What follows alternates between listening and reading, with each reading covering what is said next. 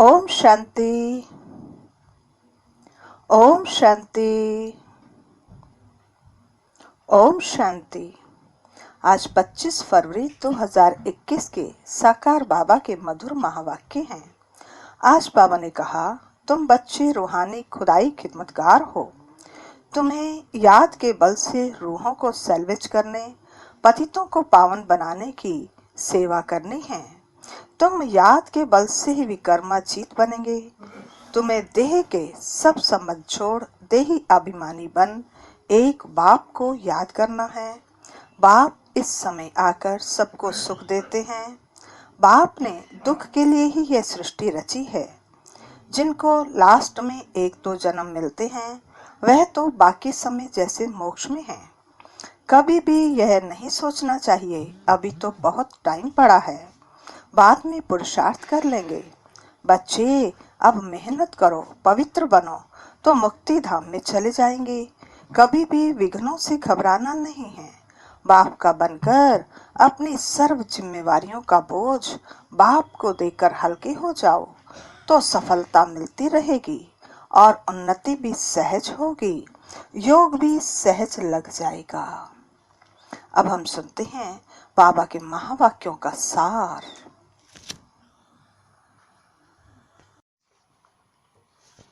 मीठे बच्चे, तुम्हें याद में रहने का पुरुषार्थ जरूर करना है, क्योंकि याद के बल से ही तुम विकर्मा जीत बनेंगे।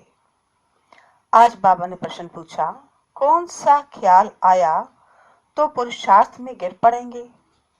खुदाई खिदमतगार बच्चे कौन सी सेवा करते रहेंगे। उत्तर है, कई बच्चे समझते हैं अभी टाइम पड़ा है, पीछे पुरुषार्थ कर लेंगे, परंतु मौत का नियम थोड़ा ही है। कल कल करते मर जाएंगे, इसलिए ऐसे मत समझो बहुत वर्ष पड़े हैं, पिछाड़ी में गैलप कर लेंगे। यह ख्याल और ही गिरा देगा। जितना हो सके याद में रहने का पुरुषार्थ कर श्रीमत पर अपना कल्याण करते रहो। खुदाई खिदमतगार बच्चे रूहों को सैल्वेज करने, पतितों को पावन बनाने की सेवा करते रहेंगे। आज का गीत है ओम नमः शिवाय। ओम शांति। यह तो बच्चों को समझाया है, निराकार बाप साकार बिगर कोई भी कर्म नहीं कर सकते हैं, पाठ नहीं बजा सकते। रूहानी बाप आकर ब्रह्मा द्वारा रूहानी बच्चों को समझाते हैं। योग बल से ही बच्चों को सावधान बनना है, फिर सतो प्रधान विश्व का मालिक बनना है। यह बच्चों की बुद्धि में है। कल्प कल्प बाप आकर राजयोग सिखलाते हैं। ब्रह्मा द्वारा आकर आदि सनातन देवी देवता धर्म की स्थापना करते हैं, यानी मनुष्य को देवता बनाते हैं। मनुष्य जो देवी देवता थे सो अब बदलकर शूद्र पतित बन पड़े हैं। भारत जब पारसपुरी था तो पवित्रता सुख शांति सब थी। यह 5000 वर्ष की बात है। एक्यूरेट हिसाब किताब बाप बैठ समझाते हैं। उनसे ऊंच तो कोई है नहीं। सृष्टि व झाड़ जिसको कल्प वृक्ष कहते हैं, उसके आदि मध्य अंत का राज बाप ही बता सकते हैं।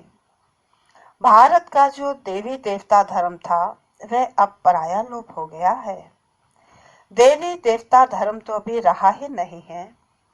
देवताओं के चित्र जरूर है, यह तो भारतवासी जानते हैं। सतयुग में लक्ष्मी नारायण का राज्य था। भल शास्त्रों में यह भूल कर दी है जो कृष्ण को द्वापर में ले गए हैं। बाप ही आकर भूले हुए को पूरा रास्ता बताते हैं। रास्ता बतलाने वाला आता है तो सब आत्माएं मुक्ति धाम में चली जाती हैं। इसलिए उनको कहा जाता है सर्व का सदगति दाता। रचता एक ही होता है, एक ही सृष्टि है। वर्ल्ड की हिस्ट्री ज्योग्राफी एक ही है। वह रिपीट होती रहती है। सतयुग, त्रेता, द्वापर, कलयुग, फिर होता है संगम युग। कलयुग में है पतित, सतयुग में है पावन। सतयुग होगा तो जरूर कलयुग विनाश होगा। विनाश से पहले स्थापना होगी। सतयुग में तो स्थापना नहीं होगी। भगवान आएगा ही तब जब पतित दुनिया है। सतयुग तो है ही पावन दुनिया। पतित दुनिया को पावन बनाने भगवान को आना पड़ता है। अब बाप सहज से सहज युक्ति बताते हैं। देह के सब संबंध छोड़ देही अभिमानी बन बाप को याद करो। कोई एक तो पतित पावन है ना। भक्तों को फल देने वाला एक ही भगवान है। भक्तों को ज्ञान देते हैं। पतित दुनिया में ज्ञान सागर ही आते हैं पावन बनाने के लिए। पावन बनते हो योग से। बाप बिगर कोई पावन बना ना सके। ये सब बातें बुद्धि में बिठाई जाती हैं औरों को समझाने के लिए। घर घर में संदेश देना है। ऐसे नहीं कहना है कि भगवान आया है। बड़ा युक्ति से समझाना होता है। बोलो, वह बाप है ना। एक है लौकिक बाप और दूसरा है पारलौकिक बाप। दुख के समय पारलौकिक बाप को ही याद करते हैं। सुख धाम में कोई भी याद नहीं करते हैं।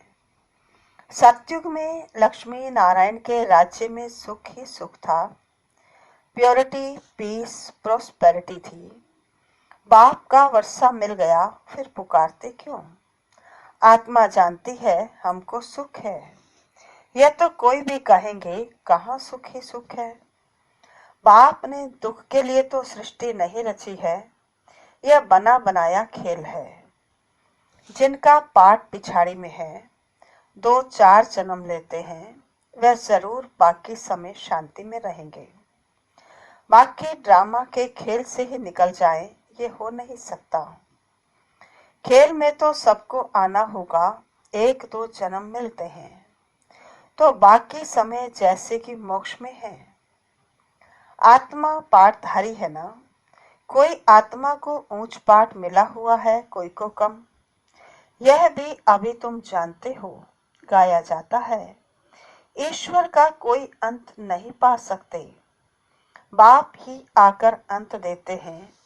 रचता और रचना के आदि मध्य अंत का।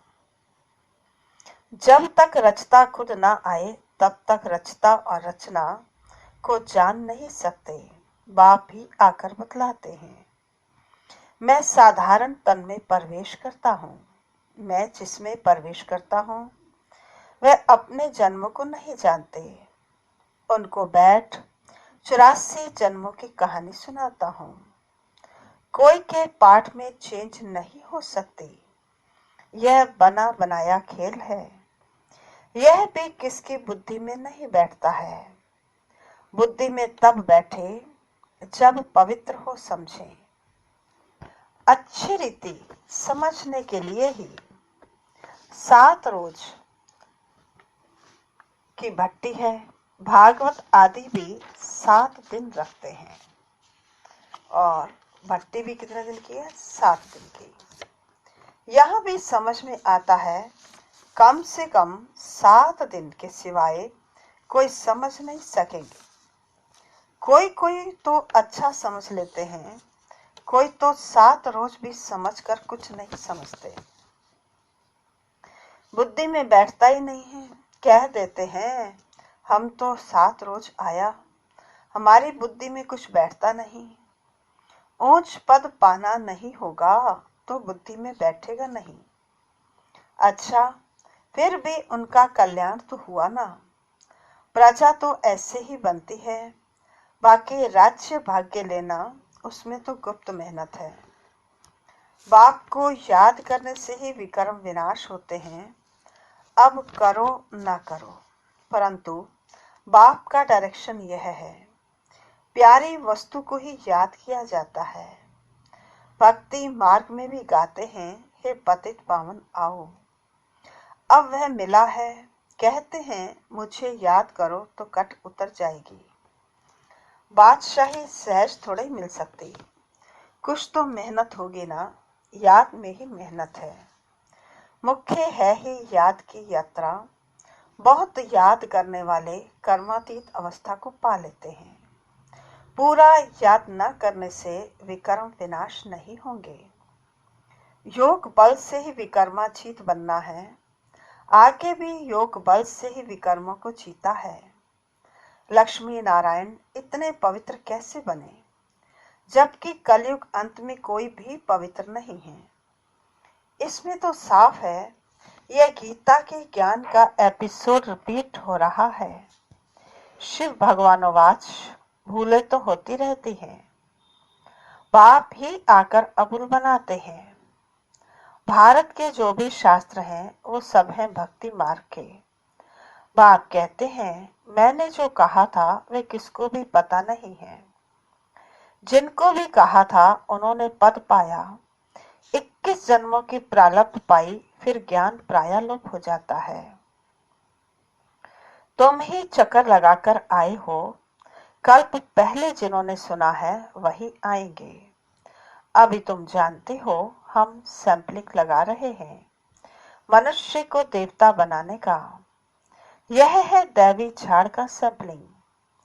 वो लोग फिर उन झाड़ों का सैंपलिंग बहुत लगाते रहते हैं।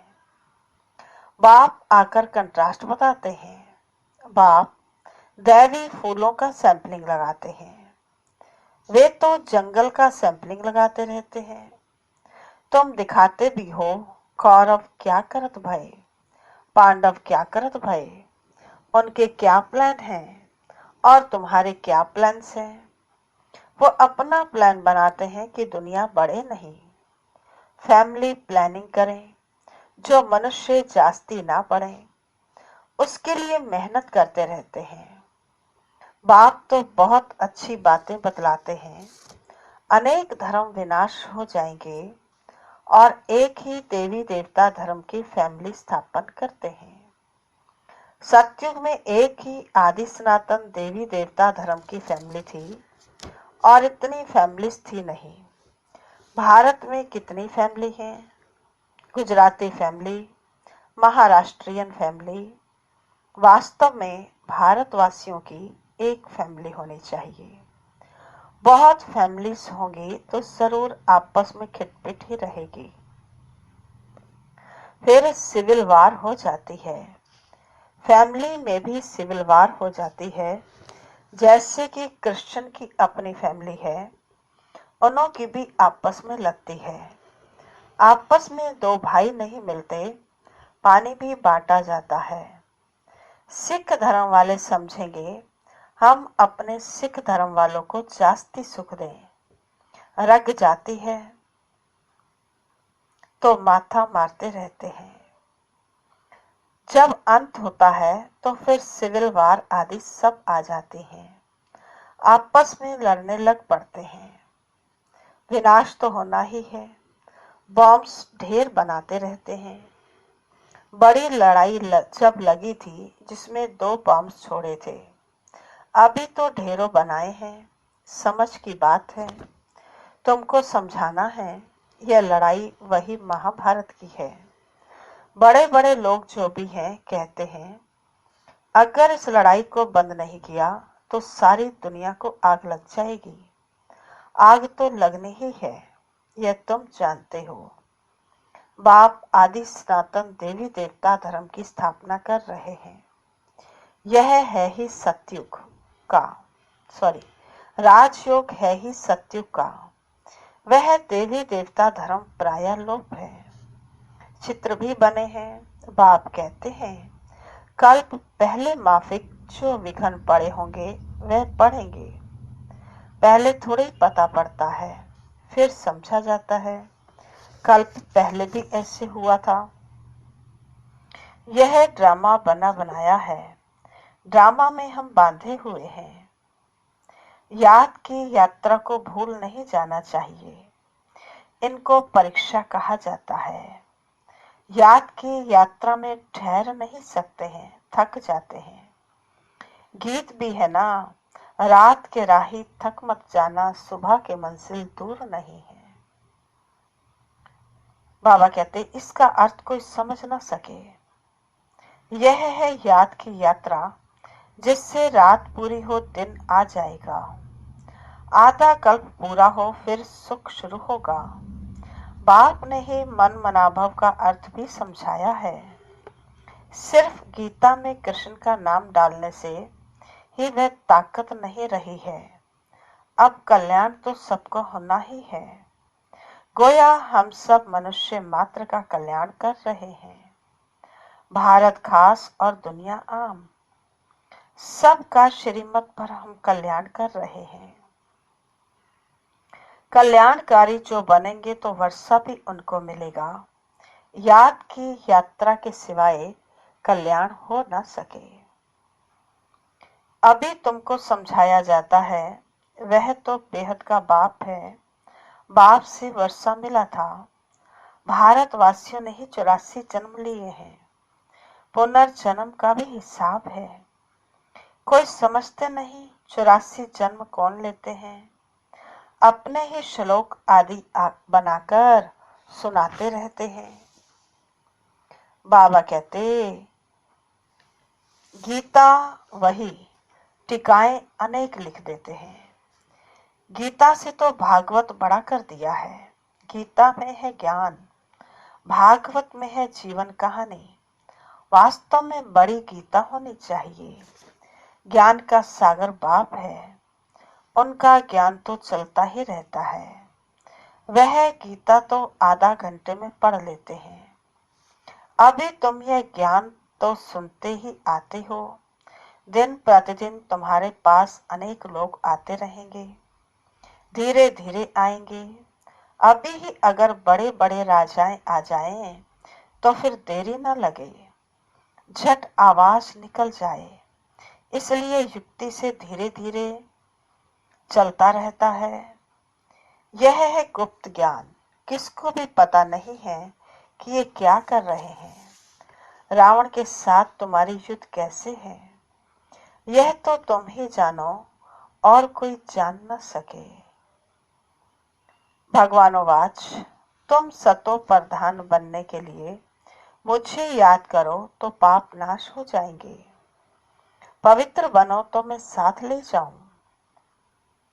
जीवन मुक्ति सबको मिलनी है, रावण राज्य से मुक्ति हो जाएगी। तुम लिखते भी हो, हम शिव शक्ति ब्रह्मा कुमार कुमारियां श्रेष्ठाचारी दुनिया स्थापन करेंगे। परम पिता परमात्मा के श्रीमत पर 5000 वर्ष पहले माफिक 5000 वर्ष पहले श्रेष्ठाचारी दुनिया थी। यह बुद्धि में बिठाना चाहिए। मुख्य मुख्य पॉइंट्स बुद्धि में धारण होंगी, तब याद की यात्रा में रहेंगे। पत्थर बुद्धि है ना, कोई समझते हैं अभी टाइम पड़ा है, पीछे पुरुषार्थ कर लेंगे। परंतु मौत का नियम थोड़ी है, कल मर जाएं तो कल कल करते मर जाएंगे। पुरुषार्थ तो किया नहीं, इसलिए ऐसे मत समझो कि बहुत वर्ष पड़े हैं, पिछाड़ी में गैलप कर लेंगे। यह ख्याल और ही गिरा देंगे। जितना हो सके पुरुषार्थ करते रहेंगे। श्रीमत पर हर एक को अपना कल्याण करना है, अपनी जांच करनी है। कितना बाप को याद करता हूँ और कितना बाप की सर्विस करता हूँ। रूहानी खुदाई खिदमतगार तुम हो ना। तुम रूहों को सैल्वेज करते हो। किसको सैल्वेज करते हो? रूहों को। रूह पतित से पावन कैसे बने, उसकी युक्तियां बतलाते हैं। दुनिया में अच्छे और बुरे मनुष्य तो होते ही हैं। हर एक का पाठ अपना अपना है। यह है बेहद की बात। मुख्य टाल टालियां ही गिनी जाती हैं, बाकी तो पत्ते अनेक हैं। बाप समझाते रहते हैं, बच्चे मेहनत करो, सबको बाप का परिचय दो, तो बाप से बुद्धि योग जुट जाए। बाप सब बच्चों को कहते हैं, पवित्र बनो तो मुक्ति धाम में चले जाएंगे। दुनिया को थोड़ा ही पता है कि महाभारत लड़ाई से क्या होगा। ये ज्ञान यज्ञ रचा है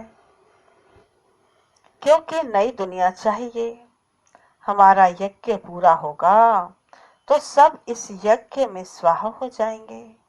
अच्छा, मीठे मीठे सिकल दे बच्चों प्रति माता पिता बाप दादा का याद प्यार और गुड मॉर्निंग। रूहानी बाप की रूहानी बच्चों को नमस्ते।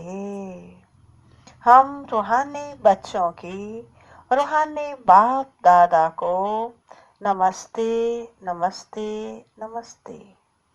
सदा रहेंगे हंसते, बनेंगे फरिश्ते, चलेंगे परम धाम के सीधे रास्ते।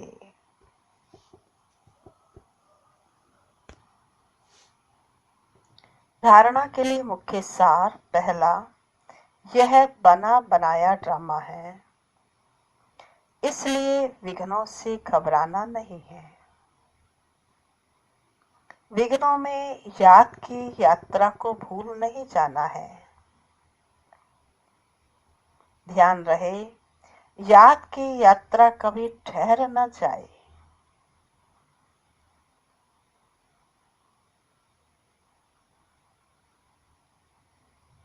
दूसरा, पारलौकिक बाप का परिचय सबको देते हुए पावन बनने की युक्ति बतलानी है। दैवी झाड़ का सैंपलिंग लगाना है। आज का वरदान है, सर्व जिम्मेवारियों के बोझ बाप को देकर सदा अपनी उन्नति करने वाले सहज योगी भव। सर्व जिम्मेवारियों के बोझ बाप को देकर सदा अपनी उन्नति करने वाले सहज योगी भव। जो बच्चे बाप के कार्य को संपन्न करने की जिम्मेवारी का संकल्प लेते हैं, उन्हें बाप भी इतना ही सहयोग देते हैं। सिर्फ जो भी व्यर्थ का बोझ है वह बाप के ऊपर छोड़ दो। बाप का बनकर बाप के ऊपर जिम्मेवारियों का बोझ छोड़ने से सफलता भी ज्यादा और उन्नति भी सहज होगी। क्यों और क्या के क्वेश्चन से मुक्त रहो। विशेष फुल स्टॉप की स्थिति रहे तो सहज योगी बन अतीन्द्रिय सुख का अनुभव करते रहेंगे। आज का स्लोगन है, दिल और दिमाग में ऑनेस्टी हो तो बाप व परिवार के विश्वास पात्र बन जाएंगे। दिल और दिमाग में ऑनेस्टी हो तो बाप व परिवार के विश्वास पात्र बन जाएंगे। आज की मुरली में मुख्य स्वमान है। पहला, मैं रूहानी खुदाई खिदमतगार हूँ।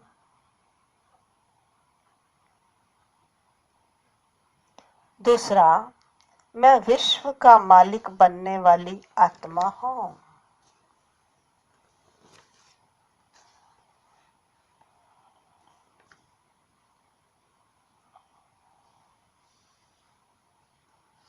तीसरा, मैं सहज योगी हूँ। चौथा, मैं पवित्र आत्मा हूँ।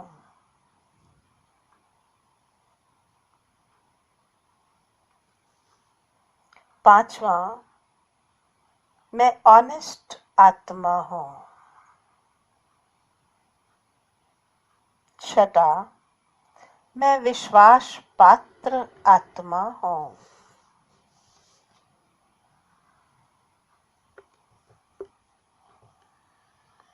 अच्छा जी, ओम शांति।